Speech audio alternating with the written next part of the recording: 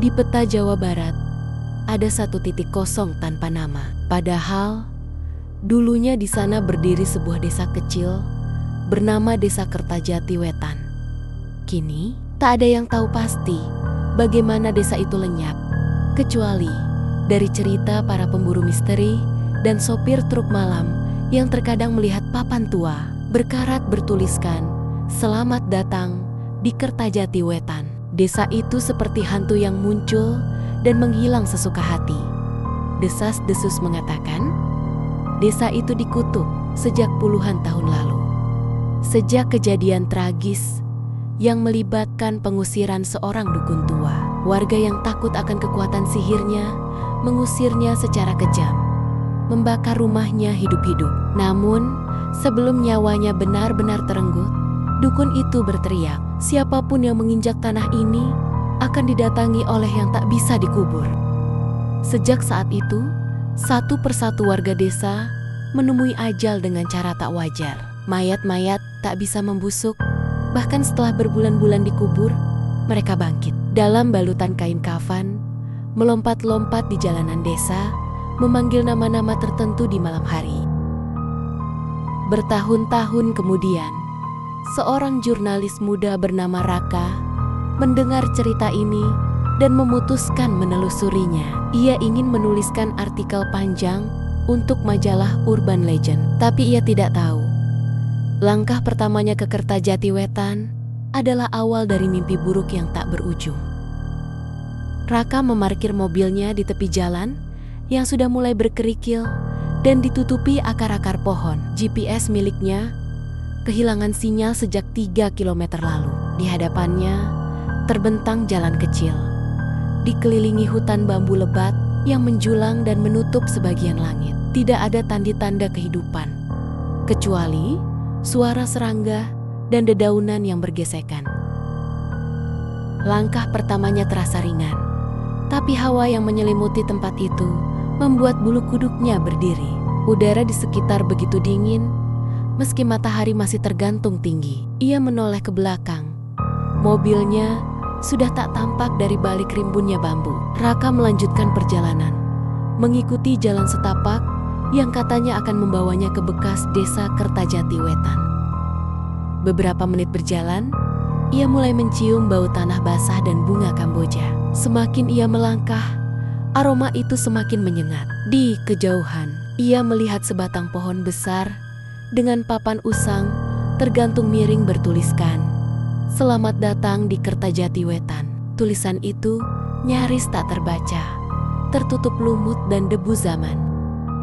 Ia mengeluarkan kamera dari tasnya, mulai merekam perjalanan ini sebagai dokumentasi. Namun saat kamera menyala, layar tiba-tiba berkedip seperti ada gangguan. Ketika ia mengarahkannya ke pohon, bayangan putih melintas cepat di balik semak. Raka membeku. Detak jantungnya berpacu. Baru juga masuk. Sudah ada yang menyambut. Gumamnya pelan, mencoba menenangkan diri. Tapi, entah mengapa, langkah kakinya terasa lebih berat dari sebelumnya, seolah ada sesuatu di balik pohon yang tengah mengamatinya. Raka mencoba menepis rasa takutnya. Ia kembali fokus pada kameranya yang kini mulai stabil. Namun saat ia menekan tombol rekam, layar menampilkan gambar yang aneh seperti wajah kabur yang muncul sekilas, lalu hilang. Ia menghentikan rekaman dan memutarnya ulang. Tak ada apapun, hanya suara desir angin dan langkah kakinya sendiri. Tapi ia yakin, tadi ada sosok yang tertangkap. Tiba-tiba, kamera mati sendiri. Padahal, baterainya masih penuh. Raka menatap layar gelap itu, lalu mencoba menyalakannya kembali. Berhasil. Tapi kini kameranya menyala sendiri tanpa perintah. Rekam otomatis, lampu merah berkedip dan merekam ke arah hutan kosong. Apa-apaan ini? Gumamnya pelan. Ia mencoba mematikan kamera, namun tombolnya tidak merespons. Bahkan saat ia mencabut baterai, layar tetap menyala. Kamera itu terus merekam, seolah dikendalikan sesuatu yang tak kasat mata. Raka meletakkan kamera itu di tanah dan mundur beberapa langkah. Tepat saat itu, suara tawa lirih terdengar dari balik semak suara yang tidak mungkin berasal dari manusia biasa. Ia menoleh cepat, tapi tidak ada siapapun. Hanya dedaunan yang bergerak pelan, meski angin nyaris tak terasa. Ia mengambil kameranya kembali dengan tangan gemetar. Lampu merahnya padam seketika. Ia memandangi layar kosong, tapi saat memutar video yang tadi direkam sendiri, ia melihat dirinya berdiri, dan di belakangnya, sesosok pocong tampak melayang, menghadap kamera. Raka berdiri terpaku setelah melihat rekaman itu. Tubuhnya gemetar, mulutnya kering. Ia menoleh ke belakang, ke arah tempat sosok itu muncul dalam video. Tidak ada siapapun, tapi udara di sekitar terasa jauh lebih berat, seakan ada yang menekan dadanya. Ia melanjutkan langkah, melewati pohon besar yang menjadi penanda desa. Di baliknya, terbentang jalan setapak menuju deretan rumah tua yang hampir tertutup semak. Pintu-pintu rumah itu terbuka semua, seolah menyambut atau menjebak. Tak satu pun yang tertutup, padahal jelas tak ada penghuni. Raka mencoba masuk ke salah satu rumah. Di dalamnya, debu menutupi segala benda, kursi kayu reot, meja makan lapuk, dan foto keluarga yang tergantung miring di dinding. Tapi yang paling membuat bulu kuduknya berdiri adalah fakta bahwa lantai rumah itu bersih. Tidak ada debu di tengah ruangan, seperti ada yang baru saja berjalan di sana. Tiba-tiba angin berembus dari dalam rumah, membuat pintu di belakangnya tertutup dengan keras. Raka berbalik cepat, tapi saat hendak membuka kembali, gagangnya tidak bergerak, terkunci dari luar. Ia mulai panik, matanya menyapu seisi ruangan. Kemudian, terdengar suara langkah kaki dari loteng rumah. Perlahan, berat, menyeret. Lantai kayu berderit menahan beban. Raka menahan napas. Tubuhnya tak bisa digerakkan. Siapa yang ada di atas sana? Langkah itu semakin dekat. Raka mundur perlahan ke sudut ruangan, memeluk kameranya erat-erat seperti jimat. Suara derit lantai dari loteng terdengar berat. Ritmenya tidak seperti manusia berjalan, lebih menyeret, seperti sesuatu yang tak memiliki kaki, namun tetap memaksakan diri untuk bergerak. Tiba-tiba terdengar bunyi duk dari loteng seperti benda jatuh. Debu beterbangan dari langit-langit. Raka menahan napas. Matanya tak berkedip menatap plafon kayu yang mulai retak di salah satu sudutnya. Sesuatu menekan dari atas, seperti ingin menerobos turun. Dengan tangan gemetar, ia menyalakan kamera. Layar memperlihatkan tampilan infrared. Saat diarahkan ke langit-langit, ada sosok di sana. Kain putih, wajah tertutup, tapi matanya menyala merah dalam mode malam. Pocong. Ia bergantung terbalik seperti kelelawar. Raka ingin berteriak, tapi suaranya tercekat. Sosok itu tiba-tiba menghilang dari layar.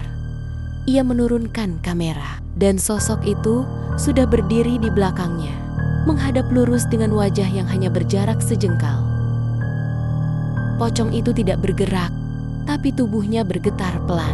Dari dalam kain kafan, terdengar suara gemeretak seperti tulang bergesekan. Raka menjatuhkan kamera. Saat itu juga, sosok itu lenyap seperti kabut, dan pintu rumah kembali terbuka dengan sendirinya. Seolah-olah ia memang hanya diizinkan melihat, tapi belum boleh keluar dari teror. Raka keluar dari rumah itu dengan napas terengah. Langkahnya goyah, tubuhnya masih dikuasai ketakutan. Namun, rasa ingin tahunya belum padam. Ia menyusuri jalan setapak yang semakin sempit, berharap menemukan jawaban atas apa yang baru saja dilihatnya. Ia ingat dari catatan lama bahwa di ujung desa ada kompleks pemakaman tua yang tak tercatat di peta manapun. Semak belukar makin tinggi. Jalan setapak hampir tak terlihat, tapi udara berubah drastis dingin, menggigit dan berbau anyir. Di kejauhan, ia melihat puluhan nisan batu berdiri miring di tanah merah yang lembab. Tak ada pagar, tak ada penanda nama. Semuanya tampak sama dililit akar dan ditumbuhi jamur hitam. Ia mendekat perlahan. Nisan-nisan itu tampak usang, namun beberapa di antaranya terlihat. Baru, tanahnya belum padat, dan ada bekas jejak kaki kecil di sekitarnya. Anehnya, jumlah jejak lebih banyak dari jumlah nisan. Seolah ada yang datang, tapi tak ada yang kembali. Saat ia mengangkat kameranya untuk merekam, layar tiba-tiba membeku. Lalu muncul tulisan merah. "Jangan direkam, Raka." Terpaku. Tiba-tiba, tanah di salah satu makam yang baru berguncang pelan, seolah sesuatu di bawahnya ingin keluar. Raka mundur, tapi suara lirih memanggil dari arah nisan. "Kembalikan hakku." Diikuti bunyi robekan kain dari dalam tanah, dan sepasang mata merah muncul dari celah retakan tanah yang menganga. Raka berbalik dan berlari sekuat tenaga. Dedaunan menampar wajahnya, ranting mencakar lengannya, tapi suara lirih itu masih terdengar, seperti mengikuti dari balik semak. "Hakku, kembalikan." Suaranya makin dekat, makin jelas, seolah-olah berasal dari dalam kepalanya sendiri. Ia tersandung akar besar dan terjatuh tepat di depan nisan tanpa tulisan. Tanah di bawahnya terasa hangat, tidak wajar. Nisan itu berbeda dari yang lain, lebih tinggi dan berdiri lurus, bersih dari lumut, seolah baru ditanam. Tapi anehnya, tidak ada nama, tidak ada tanggal, hanya batu hitam polos yang dingin saat disentuh. Raka mencoba berdiri, namun saat tangannya menyentuh tanah, ia merasakan sesuatu yang licin sehelai kain putih yang muncul dari dalam tanah. Perlahan, kain itu tertarik ke dalam, seperti ditarik oleh tangan tak terlihat. Ia mundur sambil merangkak. Matanya tak lepas dari pergerakan itu. Tiba-tiba, tanah di sekelilingnya bergetar. Nisan-nisan lain mulai retak. Dari sela-sela tanah, muncul jari-jari pucat, satu persatu merangkak keluar. Bukan hanya satu, tapi banyak. Puluhan. Seolah semua penghuni makam itu bangkit secara bersamaan. Raka berteriak dan bangkit berdiri, tapi di hadapannya berdiri sosok pocong berbeda dari sebelumnya. Wajahnya tidak ditutup penuh, hanya sebagian. Wajah itu mirip sekali dengan Raka sendiri. Tubuh Raka gemetar saat menatap sosok pocong di hadapannya. Wajah pucat itu benar-benar menyerupainya dari bentuk rahang, lekuk hidung, bahkan bekas luka kecil di alis kiri, seolah cermin dirinya yang telah mati dan bangkit dalam wujud terkutuk. Raka ingin lari, tapi kakinya terpaku. Pocong itu tak bergerak, tapi matanya dua lingkaran putih kosong menatap dalam, seperti menyelami ingatan Raka yang paling tersembunyi. Lalu terdengar suara dari mulut yang tertutup kain, lirih namun jelas di telinganya. "Kau lupa siapa kau sebenarnya." Raka menggeleng cepat. Aku manusia. Aku bukan kamu," teriaknya. Tapi suara di kepalanya makin bising, seolah banyak mulut yang berbicara sekaligus. Wajah-wajah lain mulai muncul di sekelilingnya. Pocong-pocong dengan wajah mirip dirinya berbagai versi, kecil, dewasa, bahkan tua. Semuanya menatap dengan tatapan kosong dan menyayat. Tiba-tiba, semuanya hilang. Raka terjatuh ke tanah dan menyadari dirinya berada di ruangan gelap seperti sumur, basah dan lembab. Tak ada langit. Dinding-dindingnya berupa tanah merah yang rapuh. Satu-satunya cahaya berasal dari lubang kecil di atas. Ia menjerit, memanggil-manggil nama siapapun, tapi tak ada jawaban. Hanya gema suaranya sendiri dan bisikan samar, karena kau bagian dari kami." Raka terduduk dalam gelap. Tubuhnya menggigil, meski keringat dingin membasahi wajah. Di sekelilingnya, suara bisikan tak henti-henti berputar. Bukan satu, tapi banyak. Tangisan, tawa kecil, dan jeritan yang tak pernah selesai. Seolah ada ribuan jiwa yang dikurung bersama dalam kegelapan sumur itu. Dinding sumur mulai berubah. Tanahnya bergerak, perlahan membentuk wajah-wajah samar yang menyeringai. Mulut-mulut tanah itu membuka dan menutup, mengikuti irama bisikan yang tak dimengerti. Raka memejamkan mata, berharap semua ini hanya halusinasi. Namun, tiba-tiba tangan kecil mencengkeram pergelangan kakinya. Ia membuka mata dan melihat sosok anak kecil. Tubuhnya kotor berlumpur, wajahnya hancur sebagian namun tersenyum. "Kak Raka, ikut kami ya." Suaranya lembut, terlalu lembut untuk tempat sekelam ini. Raka menendang mundur dan berdiri. Ia memanjat dinding sumur, mencakar tanah yang rapuh. Kuku-kukunya patah, darah mengalir dari tangannya. Tapi ia terus mencoba, sementara bisikan semakin keras, menjadi jeritan yang menyayat telinga. Wajah-wajah di dinding mulai menjerit bersamaan. Dengan sisa tenaga terakhir, ia meraih akar pohon yang menggantung dari atas. Ia menarik dirinya keluar, tepat ketika sesuatu dari bawah meraih kakinya. Ia menendang keras dan berhasil naik ke tepi sumur. Nafasnya terengah, matanya berair. Namun, tanah di belakangnya kini sunyi. Atau begitulah ia kira. Raka tergeletak di tanah. Napasnya memburu, tubuhnya gemetar, pakaian kotor, dan tangannya berlumur darah. Tapi, ia berhasil keluar. Ia menatap lubang sumur itu. Kini tampak biasa saja, seperti gundukan tanah yang terlupakan. Tapi ia tahu, isinya bukan tanah biasa. Suara langkah perlahan terdengar dari balik pepohonan. Raka menoleh dan melihat sosok-sosok pocong berdiri di antara pohon-pohon. Mereka tidak bergerak, hanya diam menatapnya. Jumlahnya belasan, diam tapi hadir. Hening tapi mengancam. Udara sekitarnya mendadak beku.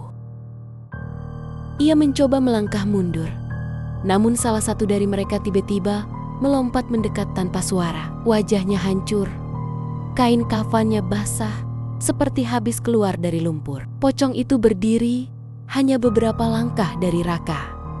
Lalu kepalanya menoleh dengan gerakan patah ke arah langit. Langit berubah merah, angin bertiup kencang dari segala arah, dan suara jeritan bergema tanpa asal. Pohon-pohon di sekitar Raka meliuk, seolah bereaksi terhadap sesuatu yang lebih besar. Para pocong lain mulai bergerak perlahan, mengepung. Raka menjerit dan lari sekuat tenaga, menerobos apapun yang ada di depannya. Tapi suara itu kini terus mengikutinya dari dalam kepala, dari balik pohon, dari tanah. "Jangan pergi, kau sudah dipilih." Ia tidak tahu kemana harus lari, tapi satu hal pasti, ia bukan lagi pengunjung. Ia adalah bagian dari desa ini sekarang. Raka terus berlari tanpa arah. Kabut tebal menelan pandangannya, membuat hutan di sekitarnya seperti labirin tanpa ujung. Kakinya terluka, tubuhnya lemas, tapi ia tidak berhenti. Suara-suara aneh itu masih membuntutinya.